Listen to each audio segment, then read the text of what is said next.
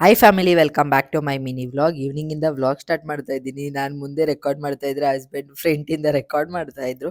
ಇವಾಗ ರೆಡಿ ಆಗಿಬಿಟ್ಟು ಇಬ್ಬರು ದೊಡ್ಡಬಳ್ಳಾಪುರಕ್ಕೆ ಹೋಗ್ತಾ ಇದ್ದೀವಿ. ಸ್ವಲ್ಪ ವೆಜಿಟೇಬಲ್ಸು, ಫ್ರೂಟ್ಸು ಮತ್ತು ಕೆಲವೊಂದು ಐಟಮ್ಸ್ ಎಲ್ಲ ಫ್ಲವರ್ ಎಲ್ಲ ತೊಗೋಬೇಕಾಗಿತ್ತು. ಹಾಗಾಗಿ ಹೊರಟಿದ್ವಿ. ಫಸ್ಟು ಹೋಗಿದ್ದೆ ಗಂಧದ ಅಂಗಡಿಗೆ. ಏನೇನು ಬೇಕೋ ಎಲ್ಲನೂ ತೊಗೊಂಡು ನೆಕ್ಸ್ಟು ಹೂವೆಲ್ಲ ತೊಗೊಳ್ಳೋಣ ಅಂತ ಹೋಗಿದ್ವಿ. ಆ್ಯಂಡ್ ಹಾಗೆ ಸ್ವಲ್ಪ ವೆಜಿಟೇಬಲ್ಸ್ ಎಲ್ಲ ಬೇಕು, ಎಲ್ಲನೂ ತೊಗೊಂಡು ವಾಪಸ್ ಬರ್ತಾ ಕಲ್ಲಂಗಡಿ ಹಣ್ಣು ಸೇಲ್ ಮಾಡ್ತಾ ಇದ್ರಲ್ಲ, ಸಿಕ್ಕಾಪಟ್ಟೆ ಬಿಸಿಲು ಬೇರೆ. ಹಾಗಾಗಿ ಇಬ್ರು ತಿನ್ನೋಣ ಅಂತ ಹೇಳ್ಬಿಟ್ಟು ಹೋಗಿದ್ವಿ. ಒಂದೊಂದು ಪ್ಲೇಟ್ ತೊಗೊಂಡು ತಿಂದ್ಬಿಟ್ಟು ಕೆಜಿ 30 ರೂಪಾಯಿ ಅಂದರು. ಸರಿ, ಮನೇಲಿ ಮಕ್ಕಳು ಇದ್ದಾರಲ್ಲ, ಅವರು ತಿಂತಾರೆ ಅಂತ ಹೇಳಿಬಿಟ್ಟು ಒಂದು ತೊಗೊಂಡ್ವಿ. ಒಂದು 5 ಕೆಜಿ ಏನೋ ಬಂತು. ಸೊ ಅದಕ್ಕೂ ಪೇ ಮಾಡಿಬಿಟ್ಟು ತೊಗೊಂಡು ಆನ್ ದ ವೇ ಬರ್ತಾ ಚುರುಮುರಿ ಅಂಗಡಿ ಇದೆ ದೊಡ್ಡಬಳ್ಳಾಪುರದಲ್ಲಿ, ತುಂಬ ಚೆನ್ನಾಗಿರುತ್ತೆ. ಸಿಕ್ಕಾಪಟ್ಟೆ ಜನ ಇದ್ದರು. ಆ ಜನದಲ್ಲೂ ಹೇಗೋ ಮಾಡಿ ಒಂದು ಬೋಟಿ ಚಾಟ್ಸ್ ತೊಗೊಂಡು ಬರೋಷ್ಟರಲ್ಲಿ ಸಾಕಾಗೋಯ್ತು. ತೊಗೊಂಡು ತಿನ್ಕೊಂಡು ಹಾಗೆ ಮನೆಗೆ ಬಂದ್ವಿ. ನಮ್ಮ ಹಸ್ಬೆಂಡ್ ನೋಡಿ ಎಷ್ಟು ಚೆನ್ನಾಗಿ ವಿಡಿಯೋ ಮಾಡ್ತಾ ಇದ್ದಾರೆ, ಸಿಕ್ಕಾಪಟ್ಟೆ ಖುಷಿ ಆಯಿತು.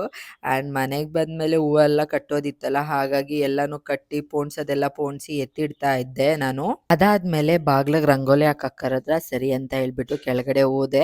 ಆಲ್ರೆಡಿ ಸಾರಿಸಿದ್ರು, ಜಸ್ಟ್ ರಂಗೋಲಿ ಹಾಕ್ಬಿಟ್ಟು ಅದಕ್ಕೆ ಕಲರ್ ಎಲ್ಲ ಏನೂ ಹಾಕಿಲ್ಲ, ಹಾಗೆ ಸಿಂಪಲಾಗಿ ಹಾಕ್ತೆ. ಹೇಗಿದೆ ರಂಗೋಲಿ ಅಂತ ಹೇಳ್ಬಿಟ್ಟು ಕಮೆಂಟ್ ಮಾಡಿ. ಆ್ಯಂಡ್ ನಮ್ಮ ಹಸ್ಬೆಂಡಿಗೆ ತೋರಿಸ್ತಾ ಇದ್ದೆ, ಚೆನ್ನಾಗಿದೆ ಅಂತ ಹೇಳಿದ್ರು. ರಂಗೋಲಿ ಎಲ್ಲ ಹಾಕಿದ್ಮೇಲೆ ಮನೆ ಸ್ವಲ್ಪ ಕ್ಲೀನಿಂಗ್ ಎಲ್ಲ ಇತ್ತು. ಗ್ಯಾಸ್ ಸ್ಟವ್ ಎಲ್ಲ ಕ್ಲೀನ್ ಮಾಡಬೇಕಾಗಿತ್ತು. ಎಲ್ಲನೂ ಕ್ಲೀನ್ ಮಾಡಿಬಿಟ್ಟು ಹಾಗೆ ಸ್ವಲ್ಪ ವಾಶ್ ಮಾಡೋ ಪಾತ್ರೆ ಎಲ್ಲ ಇತ್ತು, ಎಲ್ಲ ತೊಳೆದು ಸಿಂಕೆಲ್ಲ ಕ್ಲೀನ್ ಮಾಡಿಬಿಟ್ಟು ಮಲ್ಕೊಂಡ್ರೆ ಬೆಳಗ್ಗೆಗೆ ಈಸಿ ಆಗುತ್ತೆ ಅಂತ. ಬಿಕಾಸ್ ನಾಳೆ ನಾವು ಮುನೇಶ್ವರ ಮಾಡ್ತಾ ಇದ್ದೀವಿ. ಹಾಗಾಗಿ ಎಲ್ಲನೂ ನೈಟೇ ಎಲ್ಲ ರೆಡಿ ಮಾಡಿಕೊಂಡು ಕ್ಲೀನ್ ಮಾಡಿಕ್ಕೋಣ ಅಂತ ಹೇಳಿಬಿಟ್ಟು ಬೇಗ ಮಾಡ್ತಾ ಇದ್ದೀನಿ. ಫೈನಲ್ ಆಗಿ ಪಾತ್ರೆ ಎಲ್ಲ ತೊಳೆದು ಸಿಂಕೆಲ್ಲ ಕ್ಲೀನ್ ಮಾಡೋಷ್ಟರಲ್ಲಿ ಆಲ್ಮೋಸ್ಟ್ ಒಂದು 11 ಆಗೇ ಹೋಯಿತು.